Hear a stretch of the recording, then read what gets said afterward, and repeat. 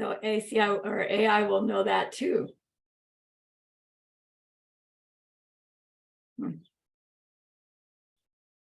right, it's 6 o'clock.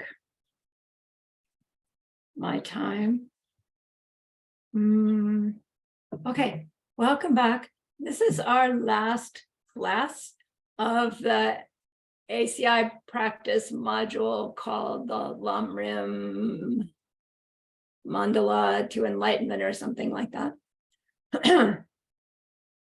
What we will do in this class is I will lead you through our opening prayers, our meditation preliminaries, take a short wiggle break, and then go through the practice as a review meditation. We'll go from front to back. And when we're finished, I have just a little bit to say about how to use this as a daily practice, if you wish. And then I expect to have time for questions, if you'd like.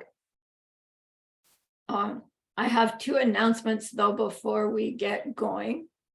The first is on the first Saturday of the month, Venerable Sumati and I offer a session called At Your Service, where we just show up and you are welcome to ask questions. And it's Saturday mornings, 6 to 8 a.m. our time, Arizona time. And Joanna Prather has the contact information. Maybe you could put it in the chat for them at some point, Joanna.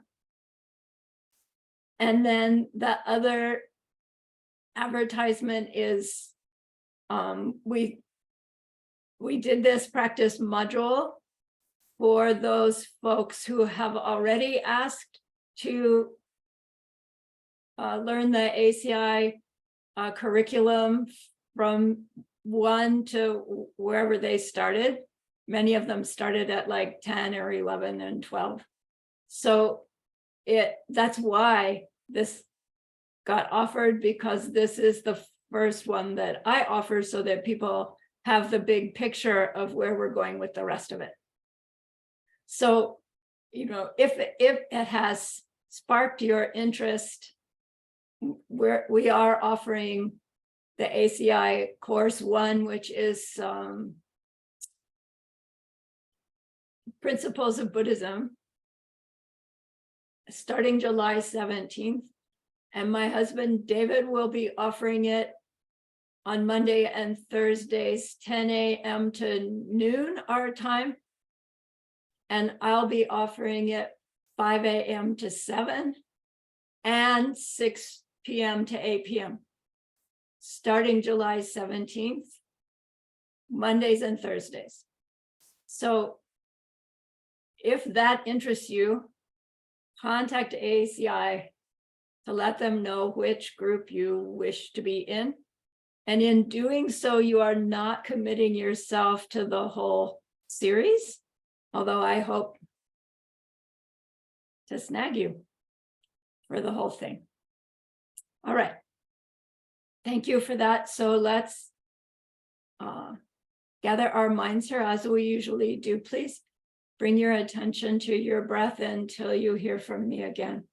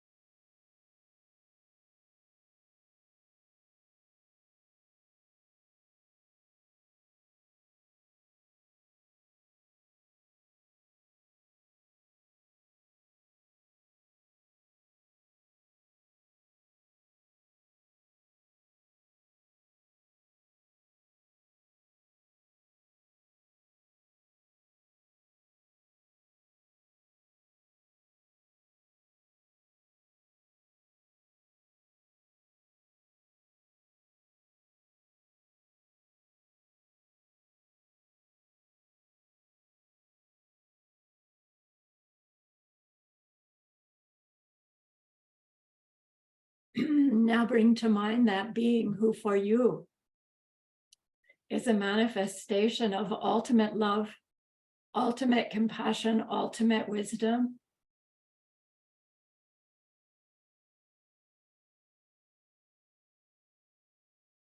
See them there with you.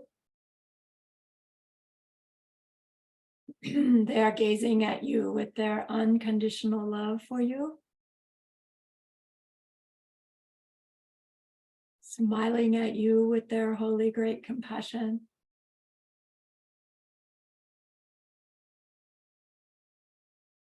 Their wisdom radiates from them.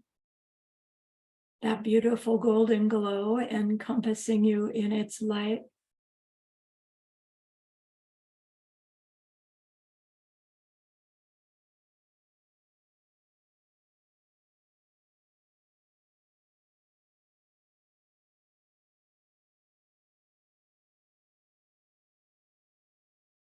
It feels so good to have them here with us.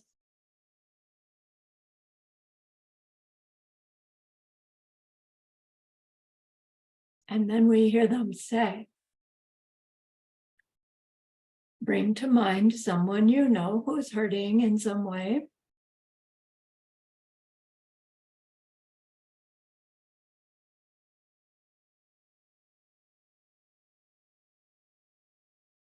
Think about how much you would like to be able to help them.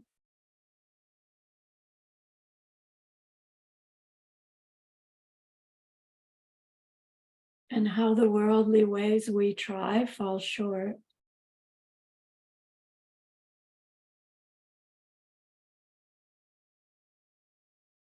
How wonderful it would be if we could also help in some deep and ultimate way, a way through which they will go on to stop their distress forever.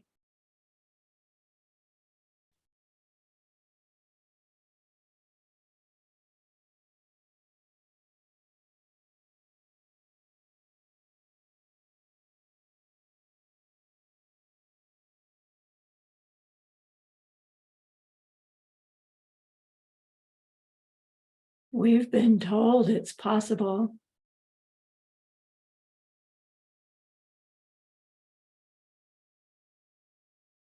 We have an inkling that that might be true.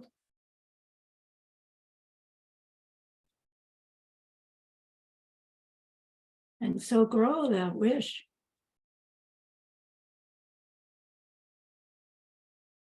Into a longing.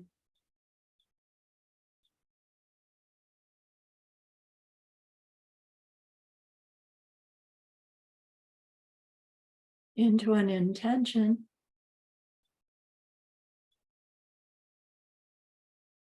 Maybe even into a determination if you feel ready.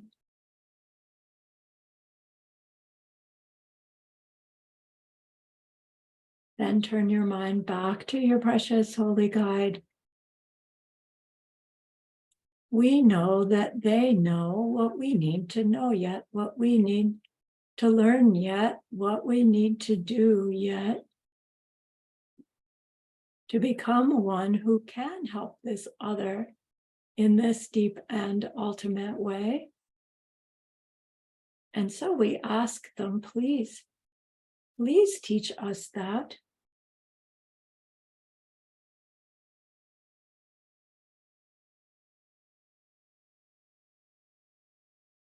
And they are so happy that we've asked. Of course they agree. Our gratitude arises. We want to offer them something exquisite. And so we think of the perfect world they are teaching us how to create. We imagine we can hold it in our hands, and we offer it to them, following it with our promise to practice what they teach us, using our refuge prayer. Here is the great earth, filled with fragrant incense and covered with a blanket of flowers. The great mountain, 4 lands, wearing the jewel of the sun and the moon. In my mind, I make them the paradise of a Buddha and offer it all to you. By this deed, may every living being experience the pure world. Idam Guru Ratna Mandala Kalnirya Tayomi.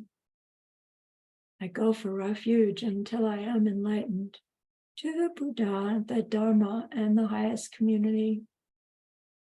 Through the merit that I do in sharing this class and the rest, may I reach Buddhahood for the sake of every living being. I go for refuge until I am enlightened to the Buddha, the Dharma, and the highest community. Through the merit that I do in sharing this class and the rest, may we all reach Buddhahood for the sake of every living being. I go for refuge until I am enlightened to the Buddha, the Dharma, and the highest community. Through the merit that I do in sharing this class and the rest, may all beings reach their total awakening for the sake of every other.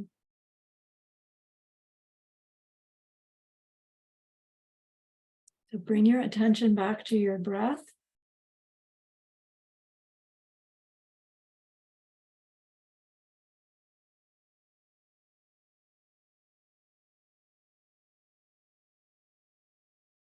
Use your breath as the avenue for turning your attention inwards.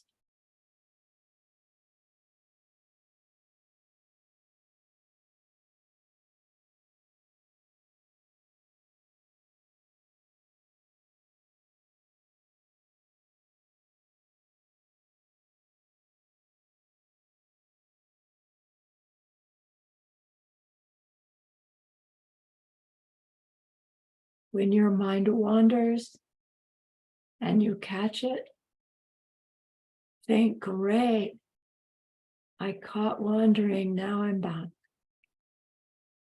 on the breath.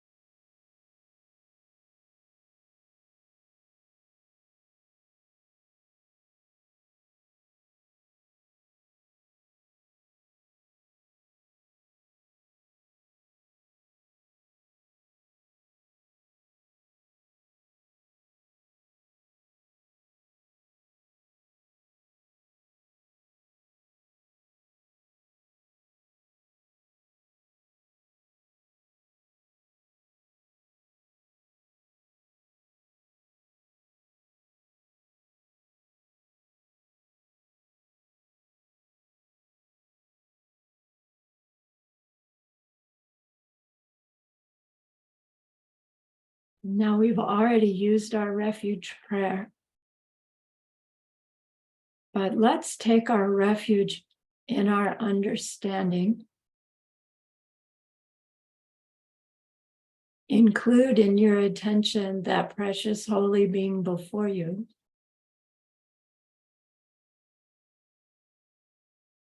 And what you are thinking to yourself as I describe,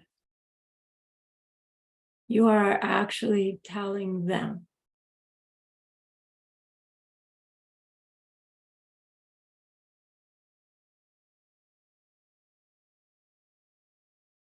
So a taking of refuge by way of understanding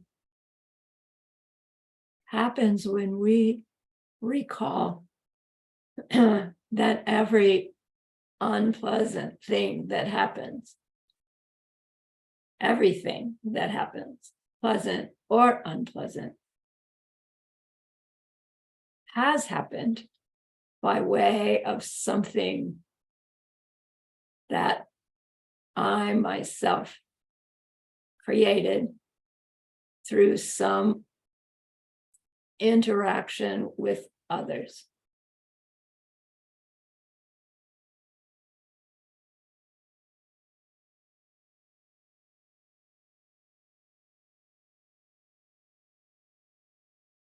If any of it was unpleasant in any way,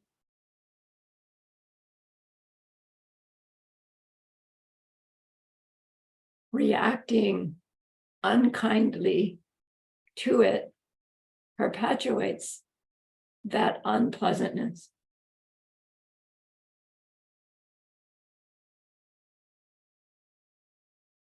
Our refuge comes in understanding this, and our protection comes when we refuse to react and instead choose a response to plant a seed in one's mind that whatever result it brings will be helpful to everyone involved.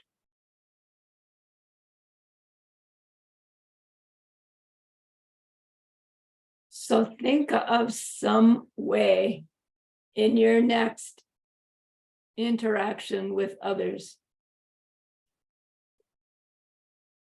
that you can more intentionally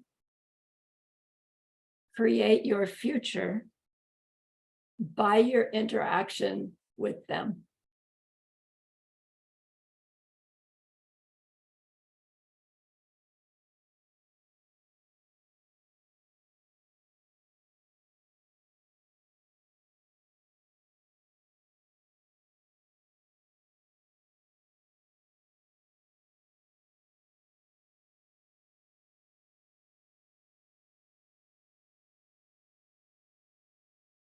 Imagine actually succeeding in that.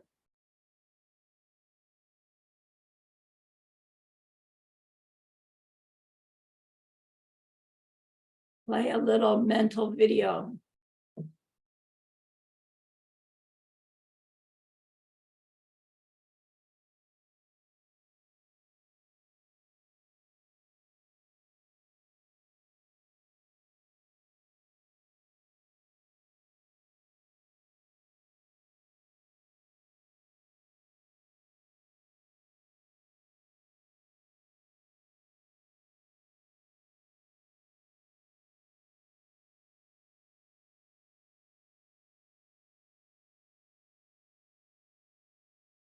Next step, we grow our bodhicitta, our wish to be able to help others live with real refuge.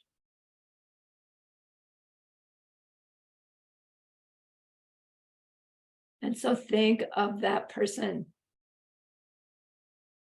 who's having some problem.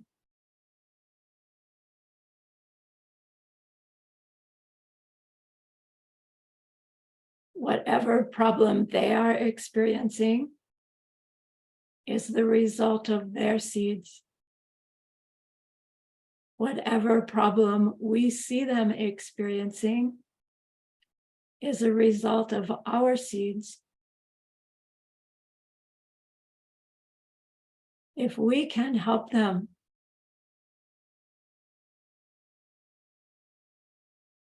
in such a way that they could come to understand about how their behavior creates their reality, we would be helping them end their suffering forever someday.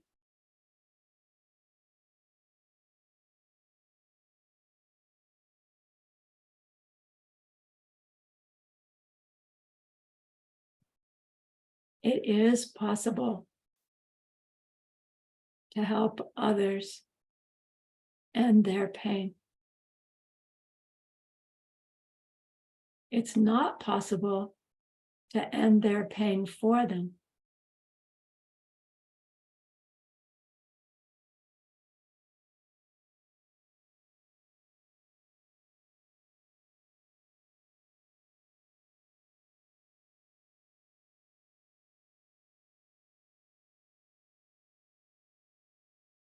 So again, feel your resolve to help them in kind, moral, worldly ways. And sooner or later, to help them understand how helping others is how they help themselves.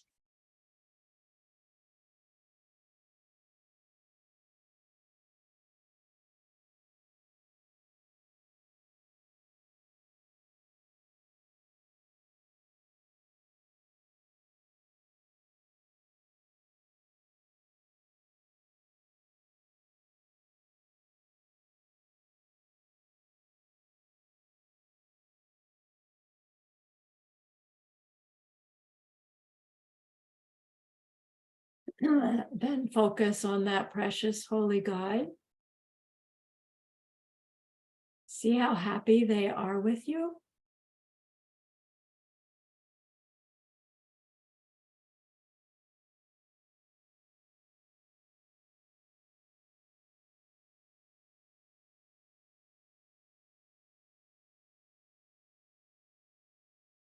Feel your gratitude.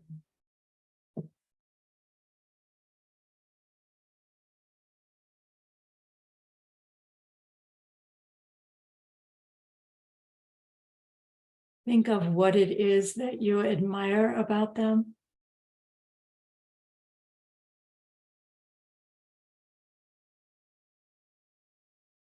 There's so much. But choose just one thing.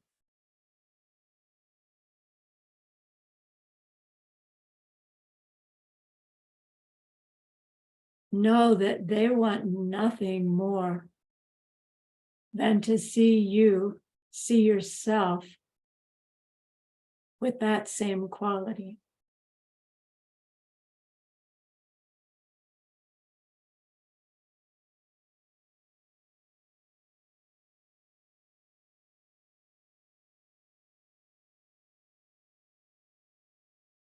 So admire them. Tell them of your aspiration to become like them.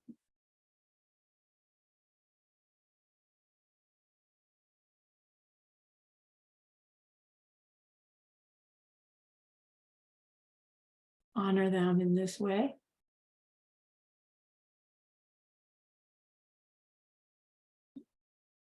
And then make an offering to them.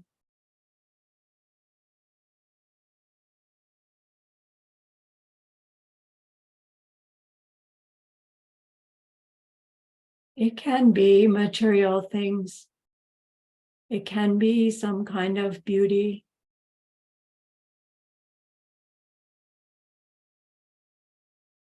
What they like best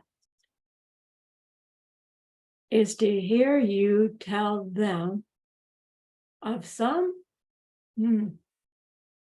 situation in which you were about to react in the same old way. And because of something they had taught you, you made a more kind choice. Find something recently, if possible,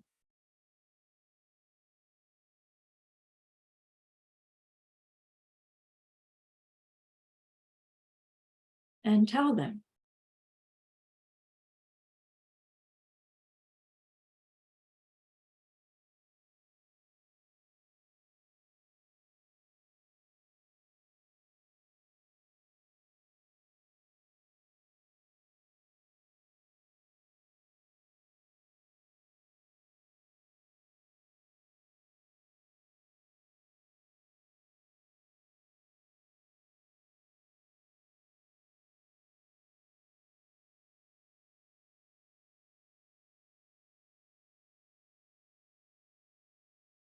See how pleased they are with you.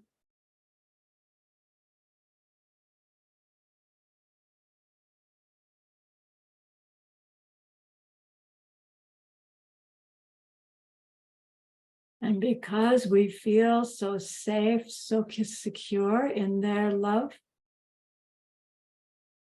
we are able to open up and confess some selfishness, some negative seed that we know we have from some past selfishness, some past unkindness. Tell them the situation without justifying why.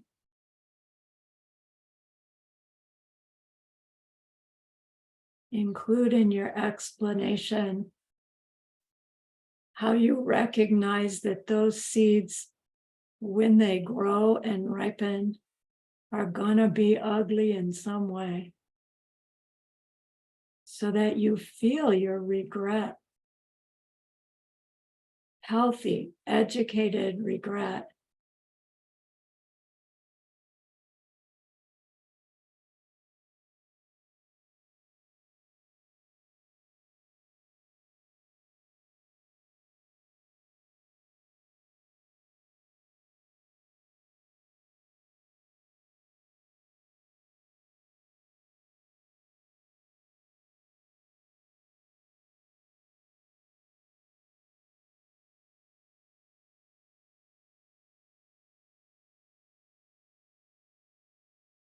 See them nod in understanding.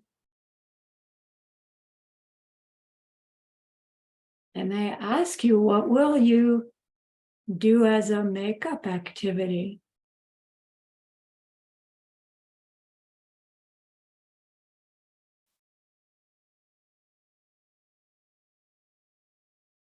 Tell them your plan.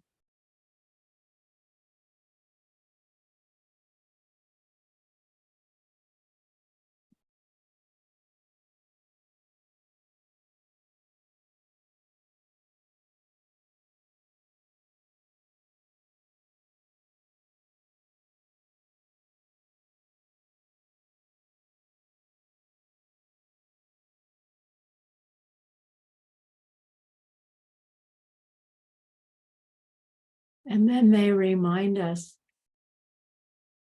that to truly damage that seed, we need to be sure to not repeat similar behavior. So make your plan for your restraint a specific period of time in a specific situation of a specific behavior that you will refuse to repeat.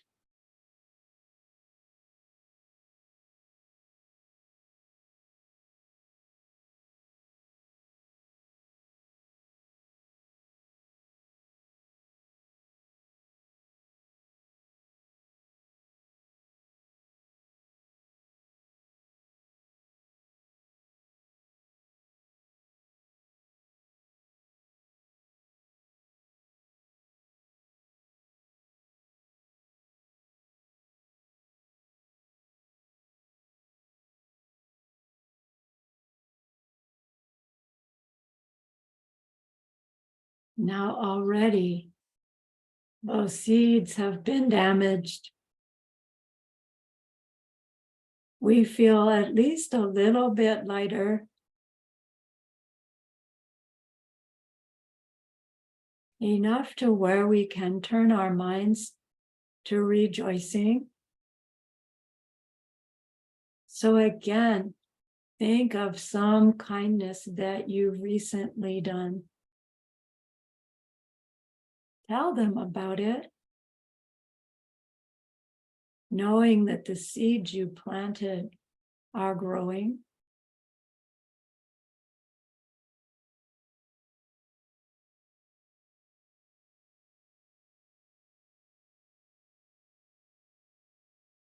Tell them of some kindness you saw someone else do.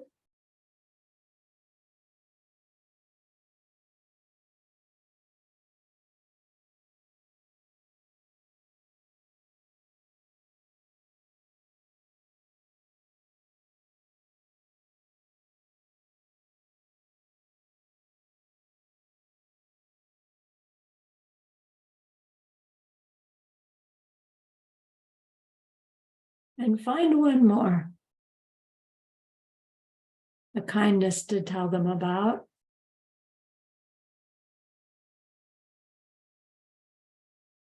Rejoicing adds to goodness seeds.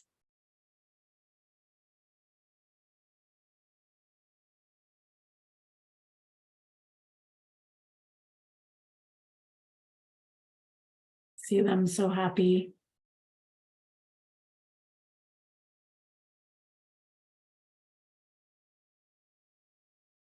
Recall that it's their guidance that has taught us all this.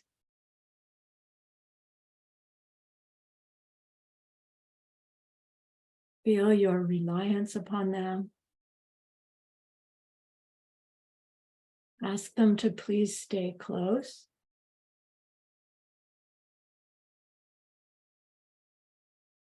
Ask them to help your Dharma friends stay close. Those others who inspire you.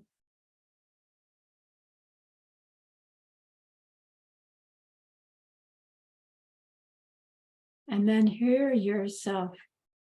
Ask them to continue to teach you.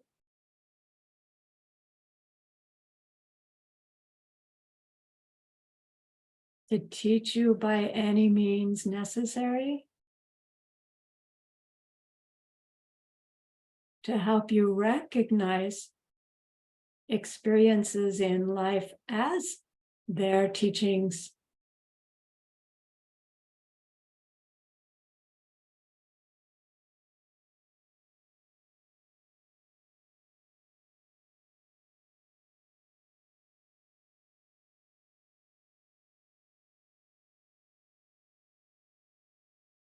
And then ask them to please help you with this review meditation of the Lamrim, to bless you with some deeper understanding, a deeper connection to this practice as a guide for you.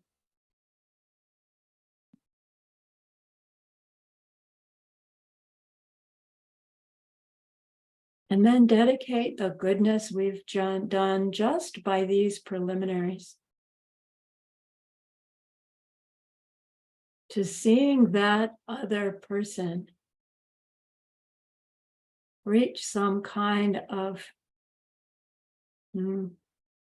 insight into where their distress really comes from.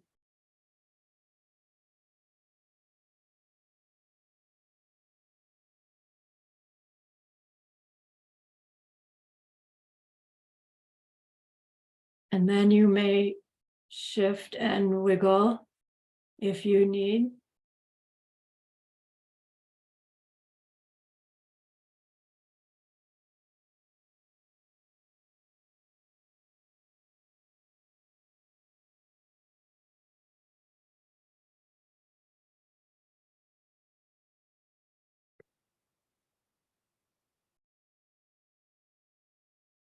And then settle back in.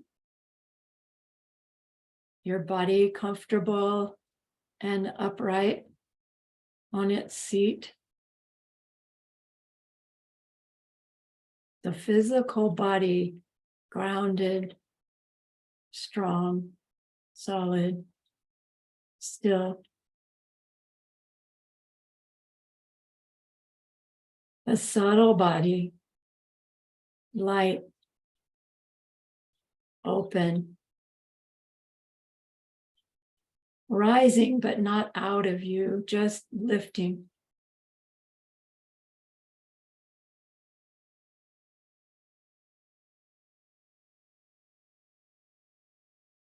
So there's this comfortable balance.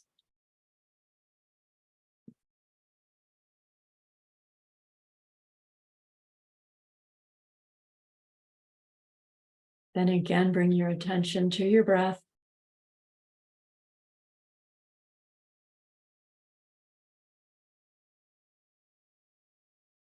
Focus in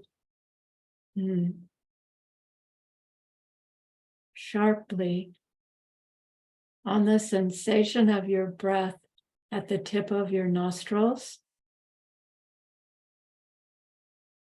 one side or the other or both, whatever you can do.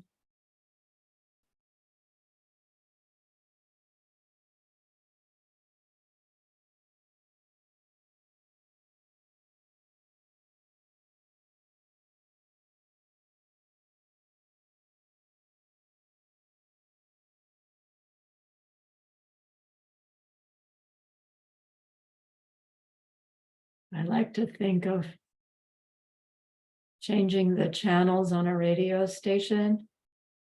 I push the button and my attention gets sharper, but maybe still a little staticky. So I push another button and it gets sharper still until I've got just the right station adjusted.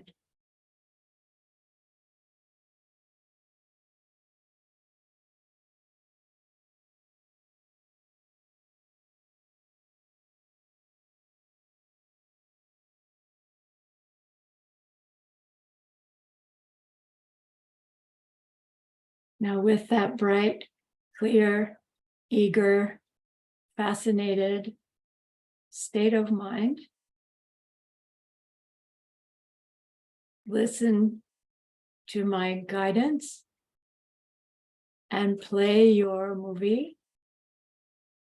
Let it unfold so new aspects can arise.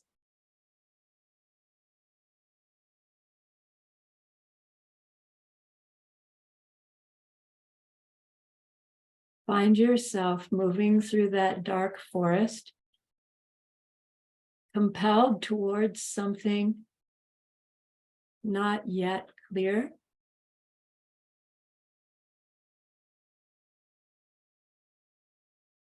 The forest is dark. There's no clear trail.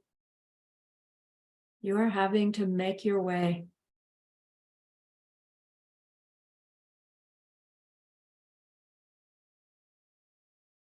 This represents the confusing, sometimes dangerous, sometimes scary side of our ordinary human reality.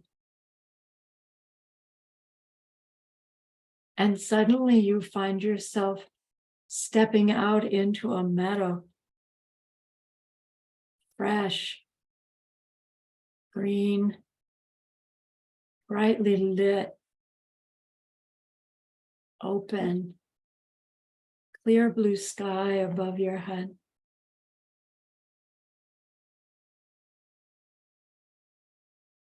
There's a sense of relief, but still anticipation. You are compelled to continue to move forward.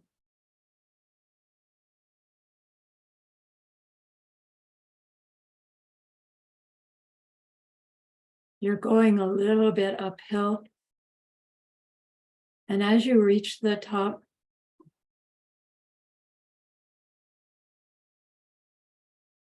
you see not far away a river wide enough that you can see there's a building on the other side, but you can't make it out clearly. On your side of the river, as you move forward, you see this beautiful boat with the boat captain attending to it.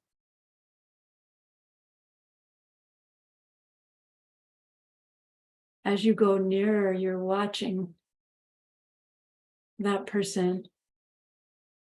They seem so skillful, so at ease, so familiar to you, although you don't recognize them.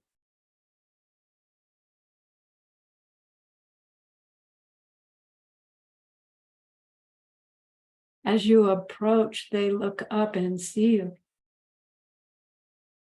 they appear to recognize you. And they open their arms to you, welcoming you.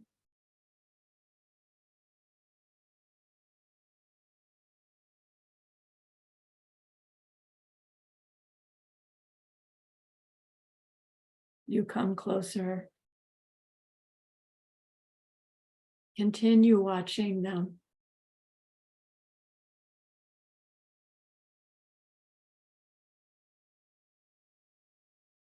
Recognizing they seem to have something special about them.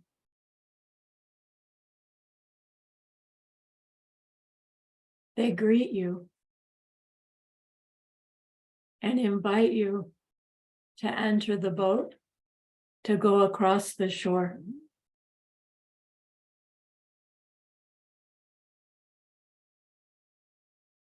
You are following this sense of being compelled, not forced, but you follow that intuition to go with them. And they hold your hand and steady you as you step from the dock into the boat. They step in as well and ask you to tell them about yourself, specifically about all the different kinds of kindnesses and goodnesses that you've done in this life. You think that's an odd thing for someone to ask. But as we're telling them of these goodnesses, we are recognizing that we have amazing opportunities. We must be somehow a little bit special, that we followed that feeling compelled to leave the old way of life.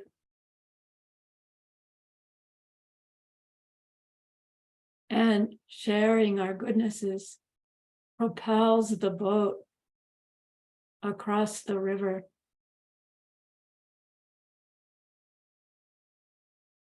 Bringing us to a dock at the other shore that gives way to a stone stairway, broad, big one. And as you step up those stairs, the teacher is describing those leisures and fortunes that we have.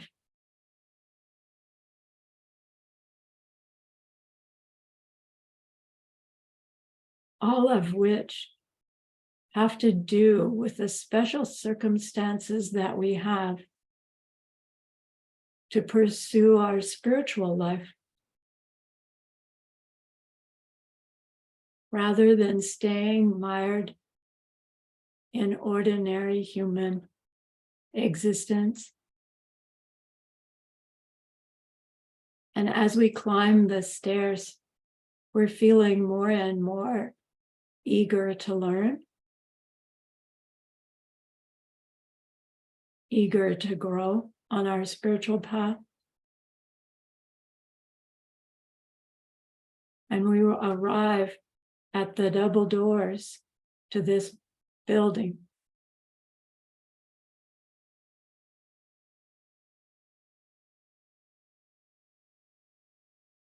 This person stands and waits.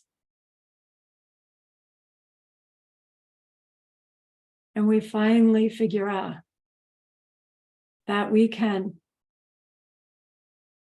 open those doors or ask them to open those doors. They want us to hear ourselves decide to enter.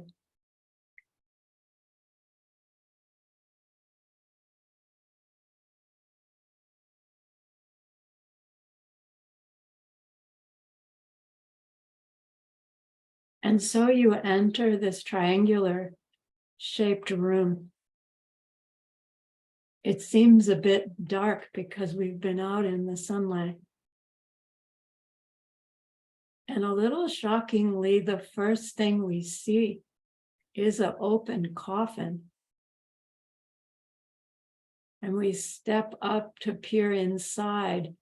And even more shocking is there is our own body, dead body.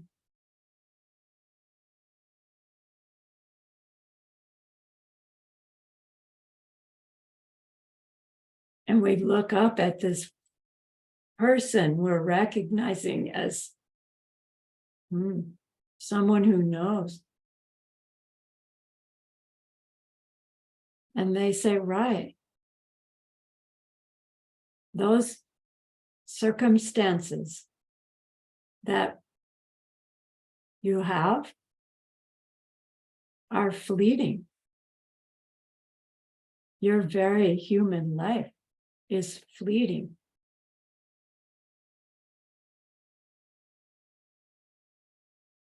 You see on the right side of the body all that black, yucky stuff.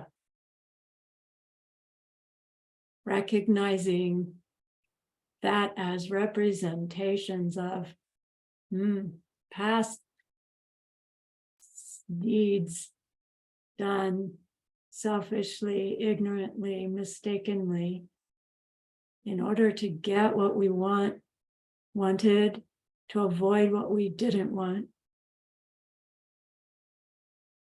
And on the left side of the body, jewels, beautiful jewels, representing the kindnesses that we did. Maybe there's more black yuck than there are jewels.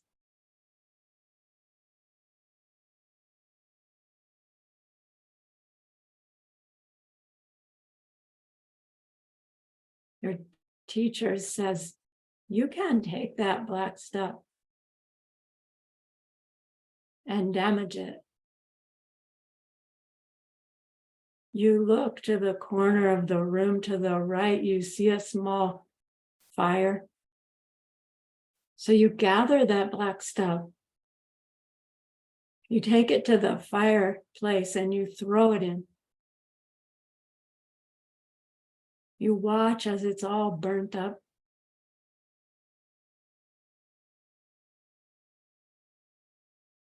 Then return. Gather the jewels. Thinking, I want to make more of these. I want these to go with me. And I want to stop making more black stuff. And you see that beautiful red robe waiting for you, signifying our taking refuge. Take the jewels, sprinkle them onto the robe, and they become embedded within it.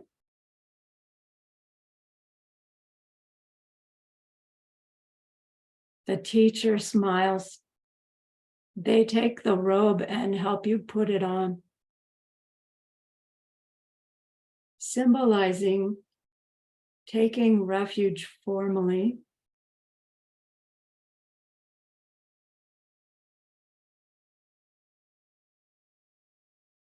And then they beckon to the door out of that room.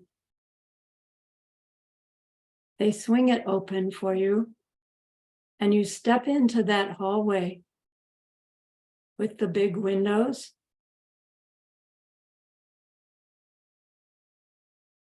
First, you see outside the windows a you that's having some obvious problem.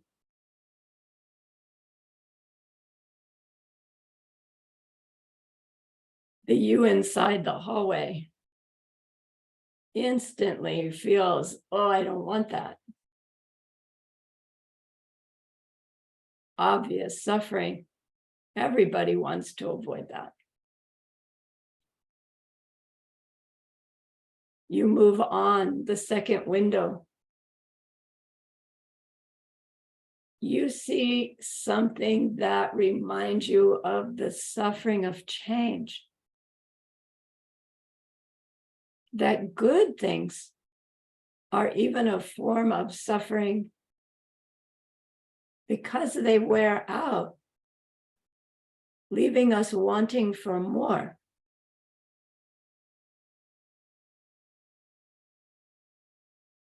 We wonder, does it have to be like that?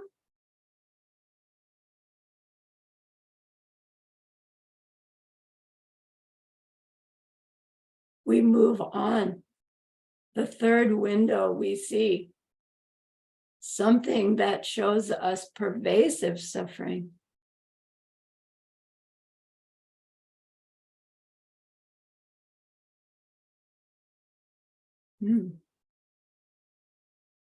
So many levels of understanding this.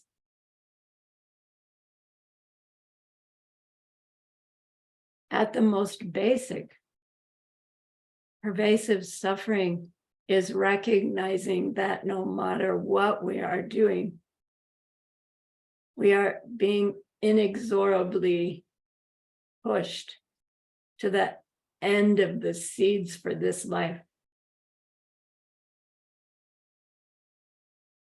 Completely out of our control.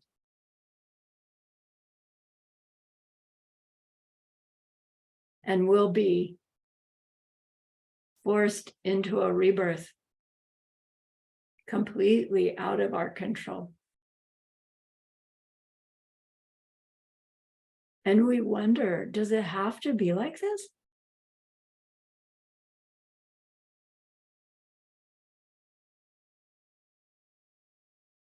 We look to the teacher.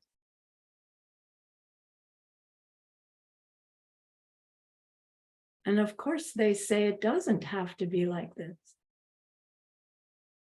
It will be like this until we understand why it doesn't have to be like this. And use that understanding to create reality in a different way. Not create a different reality, not in a different way.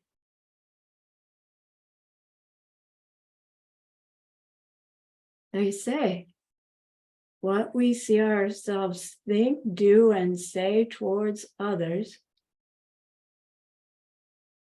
creates the causes for what we later experience others thinking, doing, saying towards us.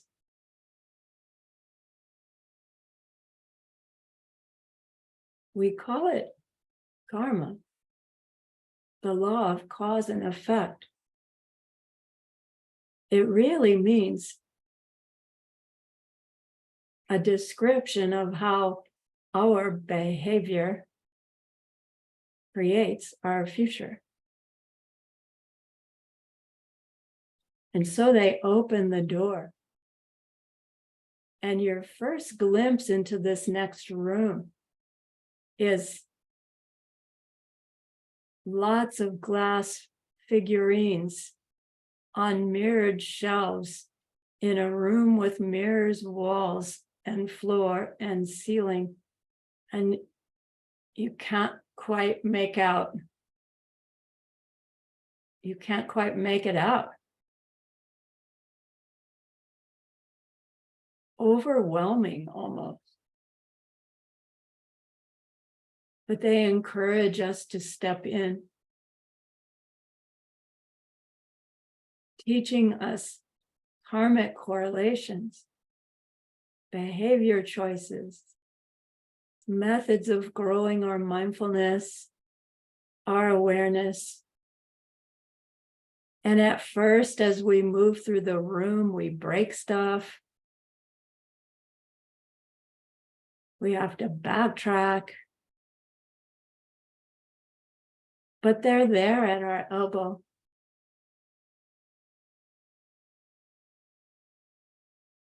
So we keep trying.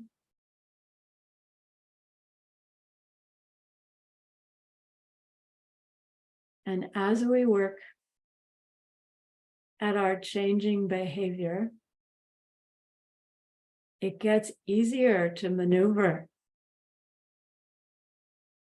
It gets easier to distinguish between things in the mirrors and self.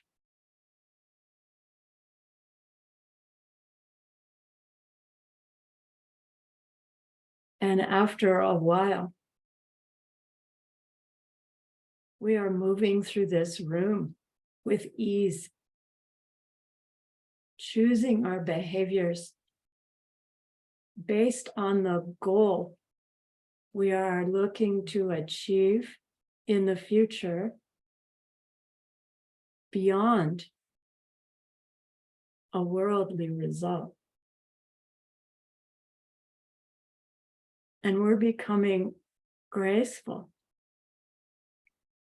and more happy and more like that teacher who's been available to help all this time. And along the way, in this mirror room, as things are getting easier, it's occurring to us, well, if this is true for me, it must be true for everyone.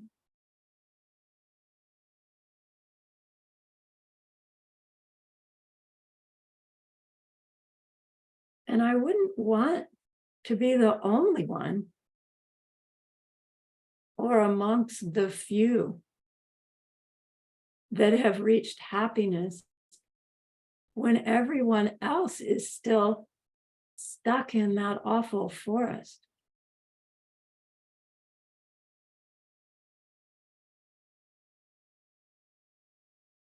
Is there a way to help everyone?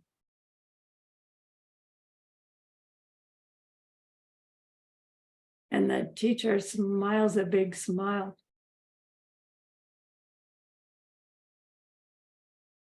And shows us the door to the Bodhisattva room.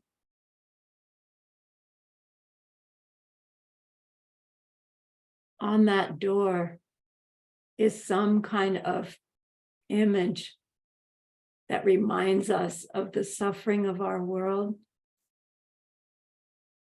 of others' suffering, and something that reminds us that all that suffering is completely unnecessary. It's all the result of a big mistake.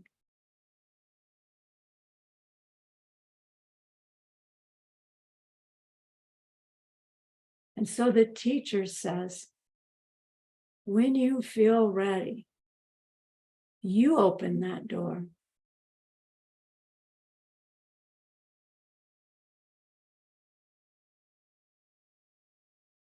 And so when you do, you step into the hexagonal shaped room. The first thing you see is the big incense pot with all those sticks of incense, their gentle blue fragrance swirling up from them, infusing the room with the fragrance of this particular kind of virtue, the virtue of the wish to reach one's own total enlightenment, so that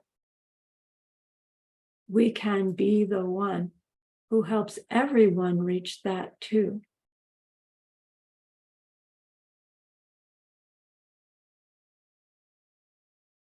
Infused with this wish,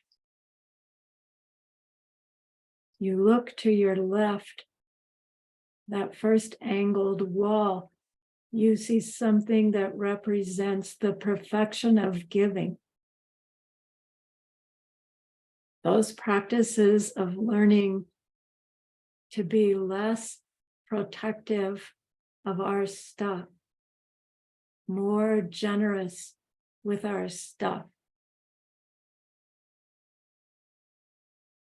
less protective of our own personal needs, so that we can better protect others from fear, provide safety.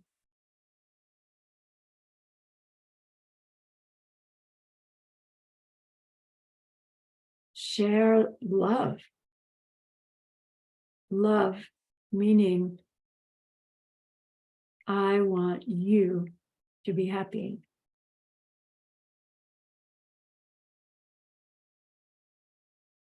And finally, also sharing the wisdom, sharing the secret. Formally, informally, by example, but having in our mind as we interact with others, helping them come to understand how they too are the creators of their futures.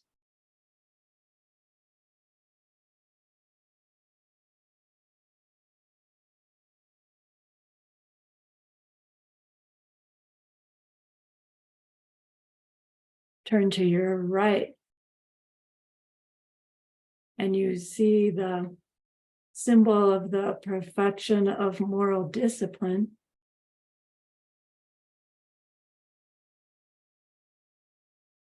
Representing our various pledges and vows, the behaviors to avoid harming, the behaviors to gather goodness, and the behaviors that do both, motivated with this wish to bring everyone to their ultimate happiness as swiftly as possible.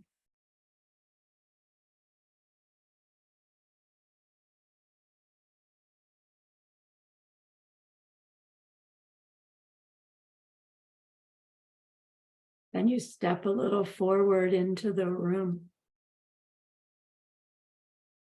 You see the section of the perfection of not getting angry. Something that for you reminds you that unpleasantness arises out of our own past unkindness. We can burn it off by not reacting and instead respond with wisdom, with kindness, and thereby reduce the amount of displeasure in the world by our little bit.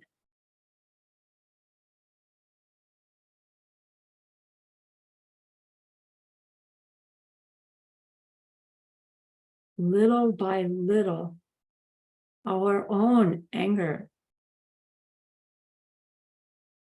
will cease.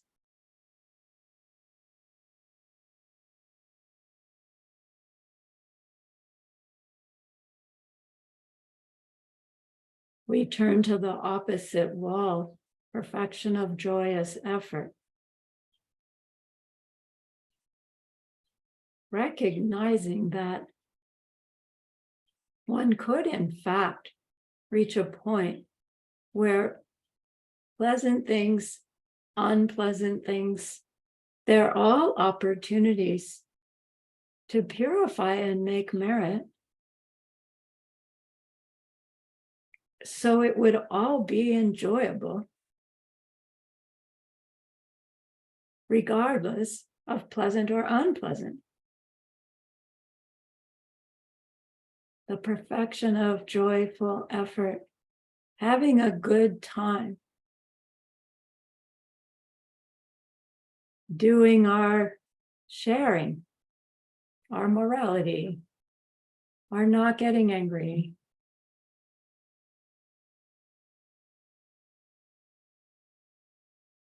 And we move on to the perfection of meditation. We see the microscope.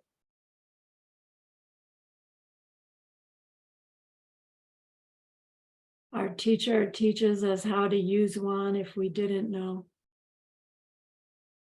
We practice, focusing our attention, adjusting, focusing deeper, adjusting, focusing deeper, so that our ability to stay on our object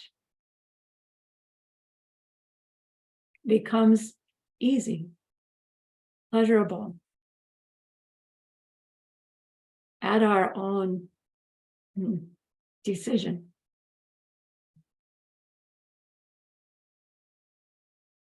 And then we look to the sixth wall, the perfection of wisdom that has that diamond.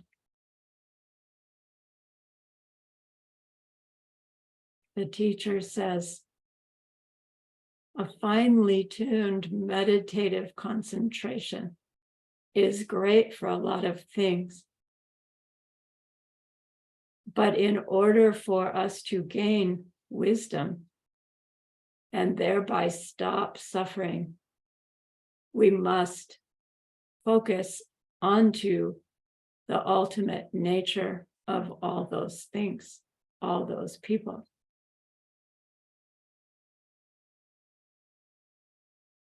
And so we take the microscope to the diamond, put the diamond under the field,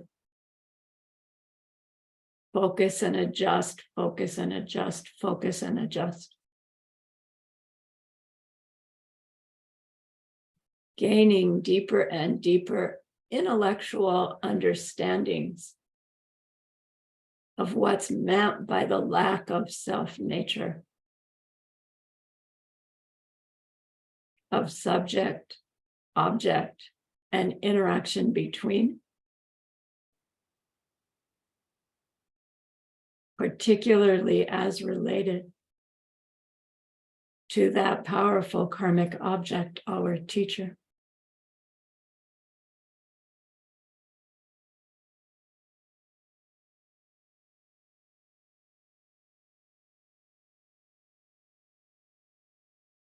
And so we use all of the practices in this room, fine-tuned by our meditative concentration and growing wisdom, to deepen the method side, to deepen the wisdom side, to deepen the method side. And finally, the teacher at some point lets us know, you are ready for a swifter way if you wish.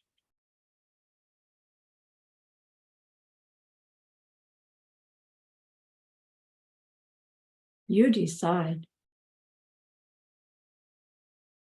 And in making that decision, recognize that it requires deep conviction and deep commitment.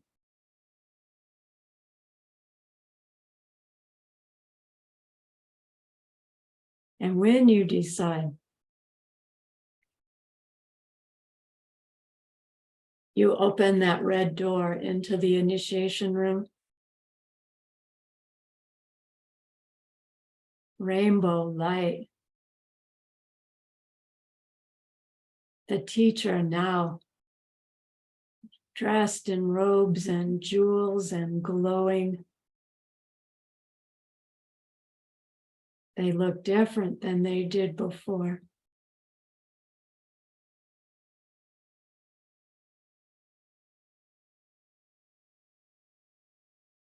They help you, they show you 4 different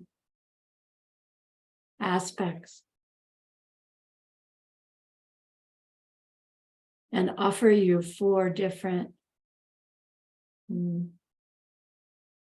implements. They give you a practice text and they grant you your vows through which you will reach that highest goal for all beings.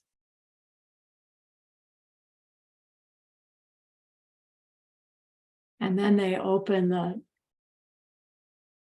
exit door into the vows hallway. We've had vows. Now we have new ones that require that we are keeping our previous ones in a very, very strong, intentional way. And so in this hallway room, you see this method that they teach for checking our behavior regularly. At the entrance of the room, maybe you see them teaching you how to keep your 6 times book in a deeper way. And as you move through the hallway, there are things there that show you that you are capable of doing so.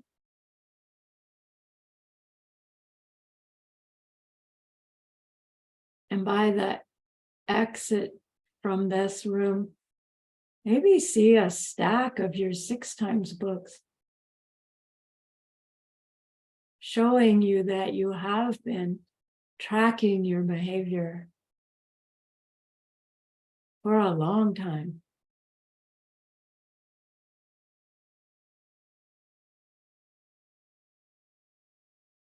And so the teacher opens the next door into the creation stage practice room,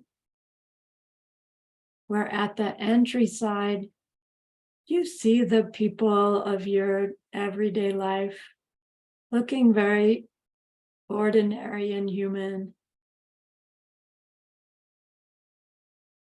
And there's something in there that reminds you of your daily practice, meditative practice, and daily off-cushion practice, where you're learning to recognize that because all those beings lack their own nature, it can be very beneficial to think that maybe they are all fully enlightened beings pretending to be ordinary so that I can help a powerful karmic object just while I'm visiting the bank teller.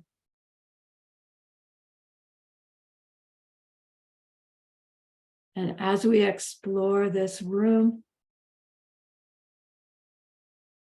we see these synchronicities happening.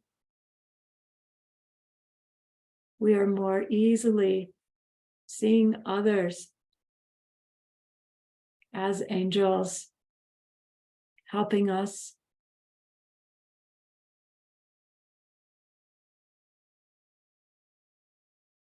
Until it's happening so frequently, so effortlessly, that the teacher encourages us to step into the 4 times hallway to prepare us for creation stage, for completion stage.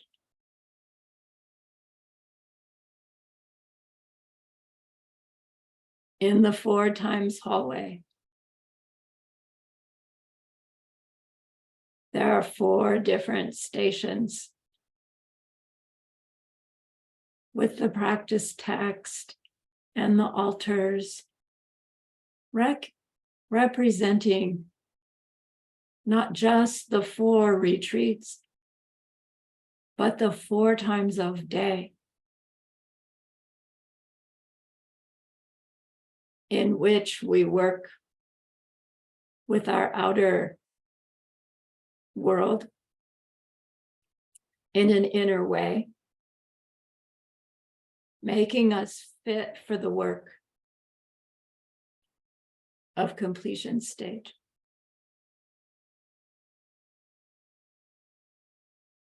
So at the exit of that hallway, the teacher again opens the door for us.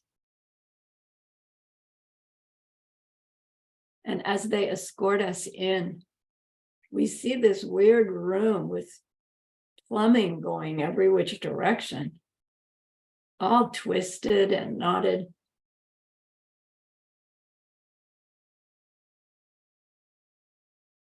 And the teacher is there in maybe a different form,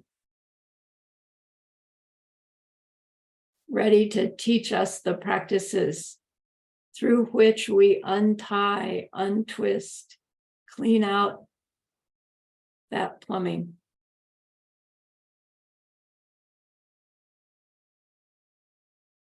Both on cushion practices, off cushion practices.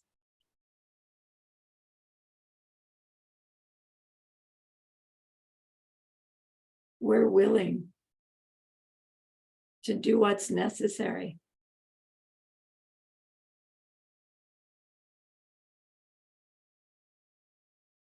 And as we do the work, we see that plumbing straightening out, gathering, merging into one beautiful tube leading to the double doors.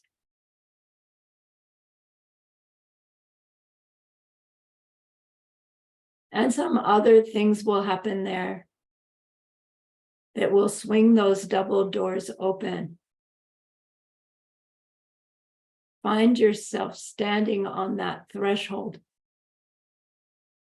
looking out into the courtyard. You actually see that holy being there in the center of the courtyard, and at the same time you are here. The last moment of non-enlightened you.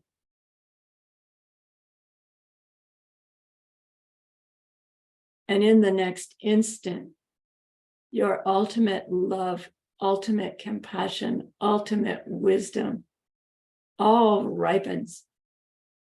And you are that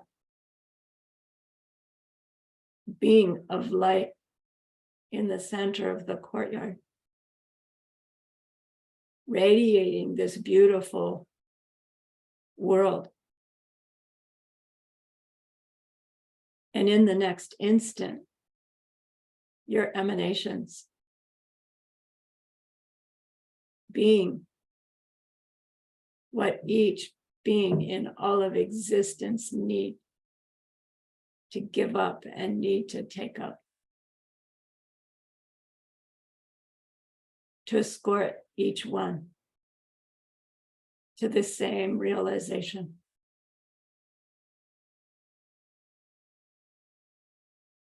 A body made of zillions of kindnesses,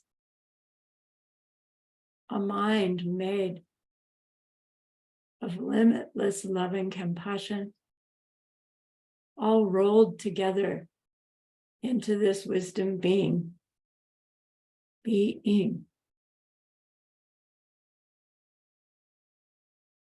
that is you.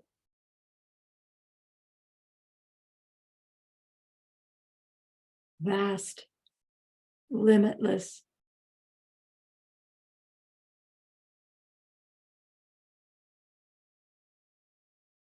emptiness and love.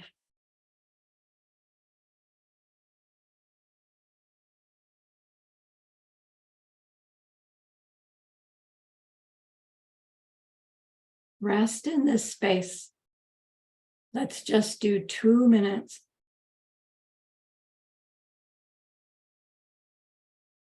Be this radiant love wisdom.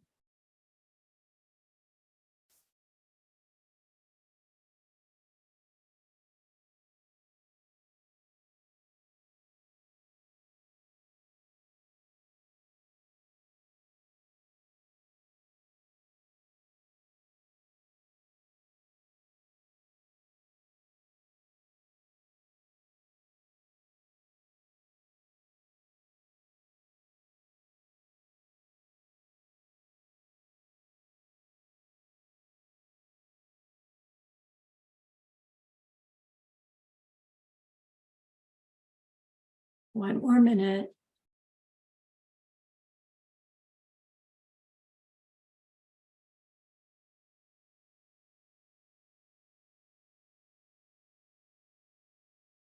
Outflowing love.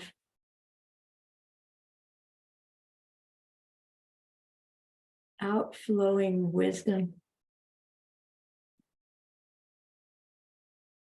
Limitless.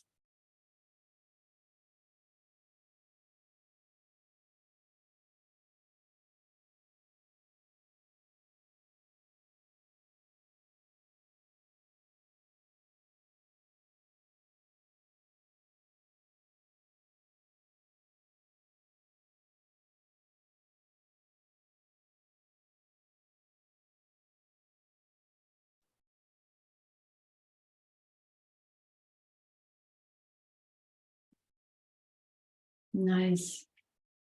Now simultaneously, there's a you that is aware of that other person from the beginning of class.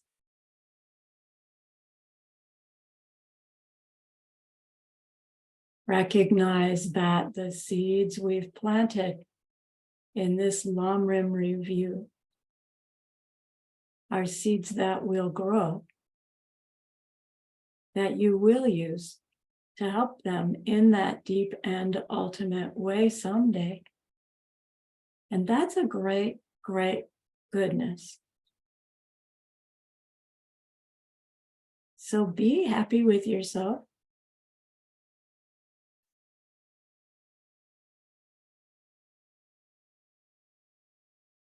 Think of this goodness like a beautiful glowing gemstone that you can hold in your hands. Inside that gemstone is that beautiful courtyard. Maybe even your enlightened you inside it.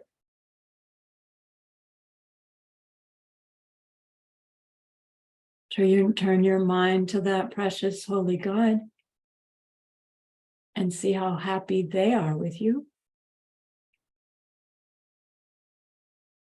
Grow your gratitude to them.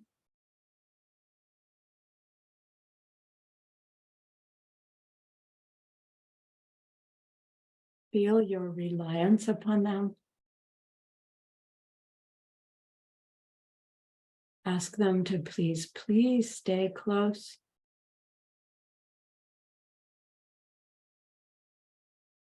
To continue to guide you and help you and challenge you and carry you.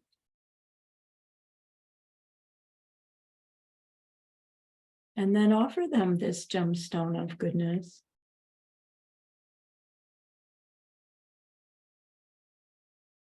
See them accept it and bless it. And they carry it with them right back into your heart.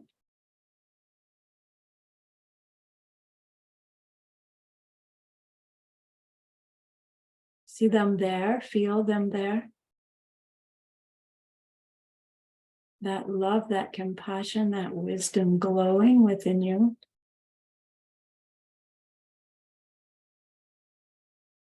It feels so good. We want to keep it forever.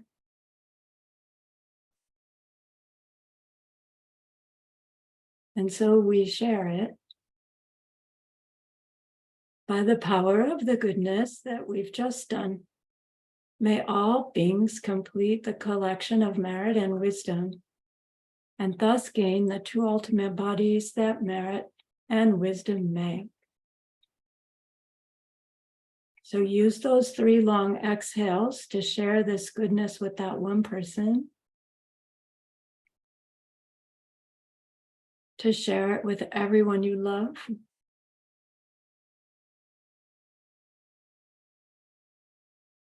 to share it with every existing being everywhere. See them all filled with happiness, filled with wisdom. They don't know where it comes from, and it doesn't matter. And may it be so.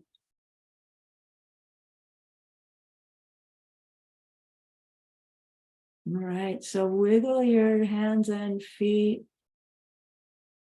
Feel your body in your room. When you open your eyes, look at specific items around your room so that you get back here fully. And then take a stretch, have something to drink, take a little break.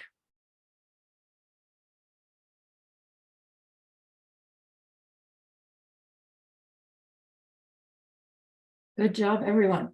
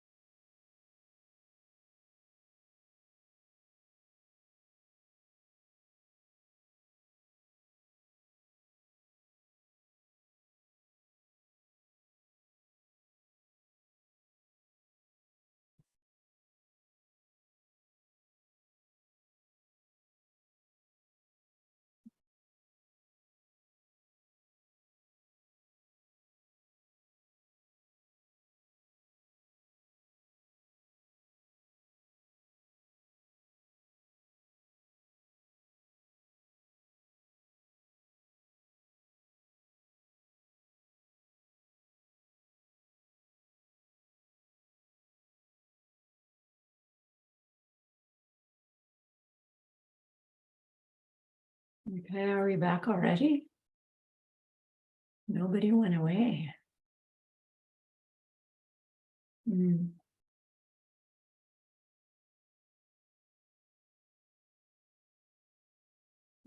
So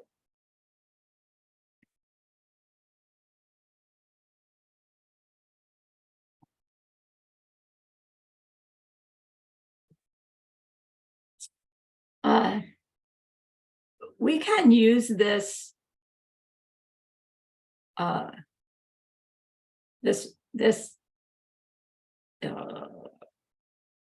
prayer as a daily practice for a while until it goes dry, which maybe will be never. No, and it'll become your regular practice. But it's okay to use it for a while and then shift to another one. And then sooner or later, please come back to this, because we learn it the first time and we like we get some deep ahas, and then you learn more, and you go back and you learn the same stuff again. And it's like, well, how did I miss that? So every time, like, I learned more from it this time, and I lost count how many times I've shared it. So to begin with, do your meditation preliminaries and then stop and read the prayer to yourself, right? I didn't do it because I forgot, but read it. And it's nice to read it out loud so that you hear yourself, right, sending it out to the universe. Eventually, you don't need to do that. If it inspires you, even memorize it in your own language if you wish, whatever is inspiring. But you read it through, and as you're reading it, you're thinking, you know, what do I understand about the meaning of those verses? Then you would go into your meditation session, and one thing you can do is the review meditation, which is basically what I led you through. We just remind ourselves of the different points that each of those rooms represents, which is reminding ourselves of the different stages on the path as we move from suffering being to fully enlightened being. And so you just go sequentially through. You can go forwards one day, you can go backwards. Here I am, the enlightened being. What did I have to do to get there? This. And to get there, that. Right? And to get there. A review meditation, you're just burning it in so that it all becomes very familiar. It would be the big picture, very familiar. Then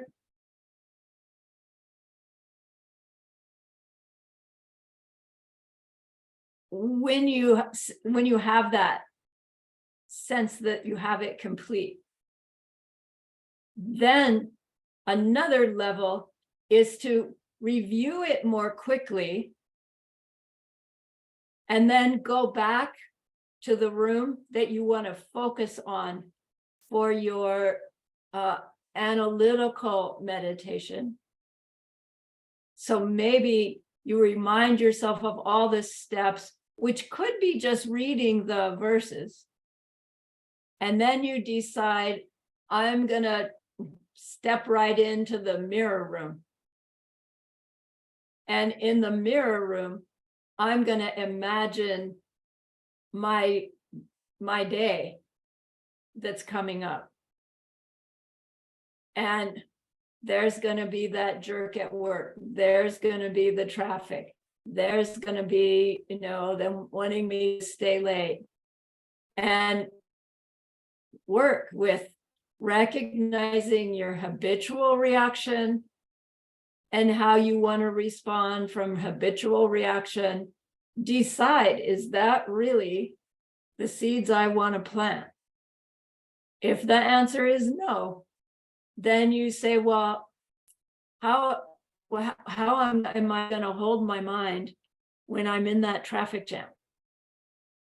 How else can I respond? Right? No right or wrong answer there, except to say, come up with something that will inspire you to be more kind, more patient with yourself and the other drivers while you are stuck in traffic. And make a plan. How is it that I make traffic jams? Right? Where do I obstacle people? Where do I get in the way of others? Where do I delay others? I'm going to find those and stop doing it. Right? I'm going to get into the long line at the grocery store and let a busier person have the short line because I'm retired and it doesn't matter, right? If you're a working person, still try to do it. That's when I started that practice, is when I was in a hurry, I got in the long line. Right? So you plan these out in your meditation. And maybe in your day, the traffic jam doesn't even appear. All right, great. Right? If it had, you would have been ready. And that's your meditation time. Just that one room. Whichever one you're working at.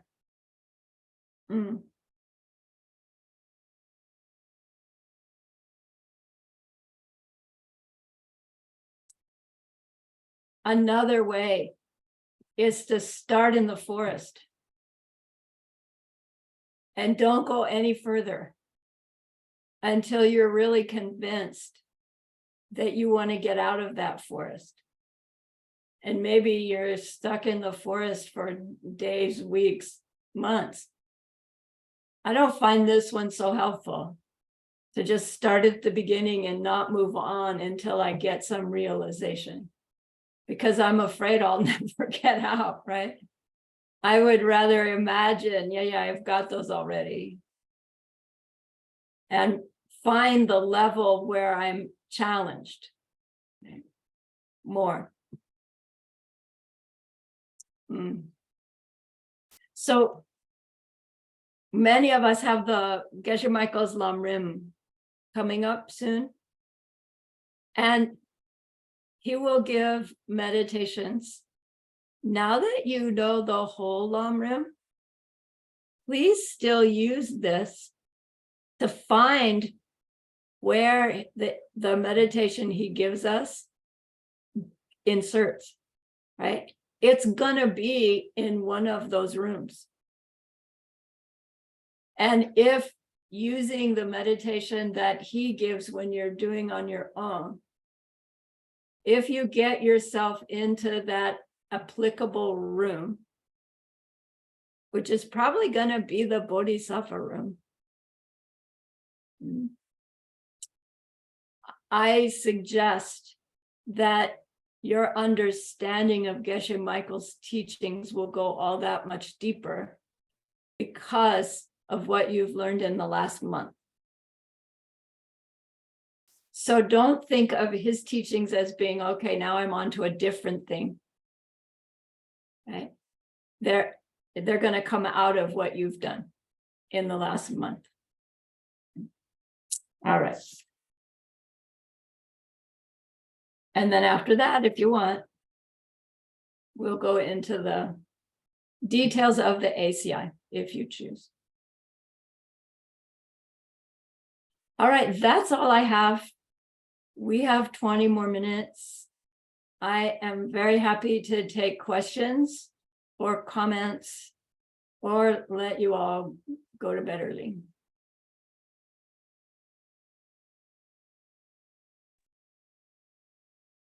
Going once?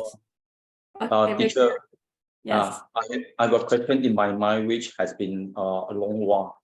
It's like because we talk about this initiation room, and so I mean, who are the person is qualified to give this initiation to us, and when do we know that it's a stage we have reached this initiation stage? Then we need to go for initiation. Okay, thanks, Victor. I can only speak to our lineage, our tradition, the Diamond Mountain one. I have some experience with other lineages, but not at this level to be able to answer your question. In Diamond Mountain lineage,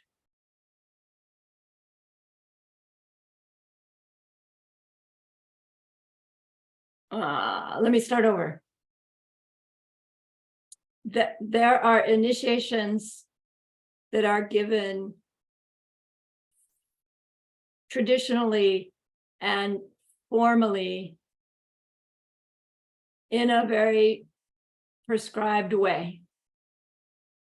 And then there are initiations that happen spontaneously. And those I can't speak to because they happen spontaneously. And, that's all driven by our seeds. But when we understand the traditional one and the steps, then we can understand the spontaneous one better. So in the Diamond Mountain lineage, that to be recognized by a initiating Lama as qualified to be successful at the practice, our instruction was be sure that that student has a strong foundation in karma and emptiness. So in other schools, they say the way you get that strong foundation is by gathering the goodness of doing 100,000 prostrations, 100,000 refuge prayers, 100,000 mandala offerings, 100,000 zatzas, all these ritual practices that you do to gather goodness and burn off negativity. Geshe Michael, through Ken Rinpoche, he says that struggle to do your 18 ACI courses and the practice modules is equivalent or more so in purifying and merit making as 100,000 Nundros. So our lineage doesn't teach that, the 100,000 prostrations, although you're welcome to do that. We say, get your certificates, because that means you had to at least listen to the class, review the reading, do the homework, do the quiz, do the final, share with somebody else, and do meditation on it. And those are the seeds that we need in order to bring an initiation out of us to come to us. So as we go through the ACI series, it's all sutra, sutra, sutra. But then once you've been through the Diamond Way Sutra training, it's like, oh my gosh, right? You see all the little skillful ways that Geshe Michael was planting seeds in us for the Diamond Way in Sutra. And he wasn't making it up. It's not new to him. That's the way it works. And that's why the completion of the series is so important. Right? We need completion seeds to get through creation stage and completion stage. So taking your ACI courses is what ripens your mind to be interested in the Diamond Way. And it's what shows your Diamond Way teacher that you are committed enough to be successful at the Diamond Way. Because it's not about getting the Diamond Way, it's about being successful in it. Right? It's not useful if it doesn't work for us. So the Diamond Master would be for the student, the one that we see has the training, has the skill, has the connection with us personally, has the love that will be strong enough to push us.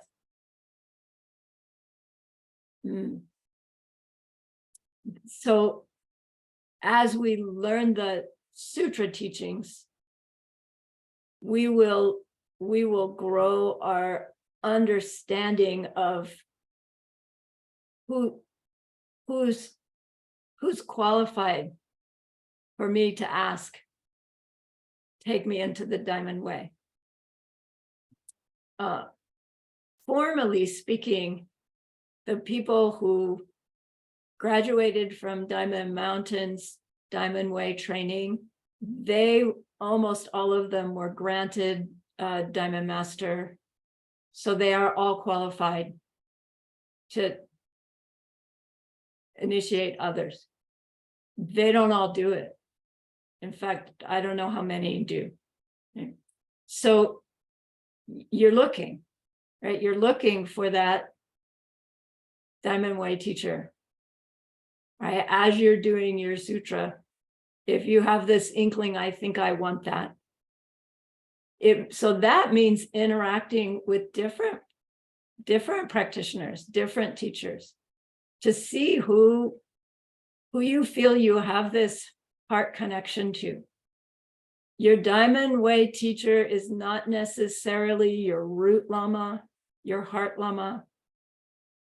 Your Diamond Way teacher is the one that opens the door for you, teaches you the methods, and then you might actually end up finding a Diamond Way teacher that isn't the one who initiated you actually.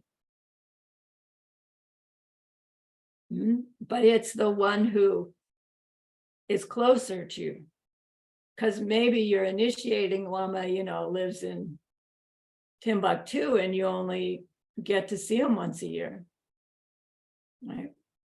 So it's, I wish I had like a really easy answer, but the bottom line is, in this tradition, do your ACI courses. It takes 3 years. So you've got 3 years to explore and learn and wonder about Diamond Way.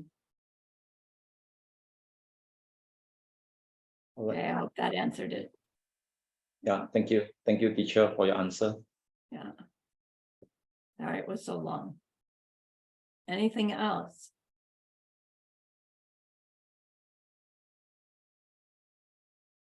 Yes, no, yes, no. I don't have a question, but I just want to thank you from my heart for these classes. I don't know why, but it really, really hit me hard, but in a good way. Yay. Like to imagine that moment that I am made out of light, and somehow this feeling of I did it. I don't know, it really empowered me.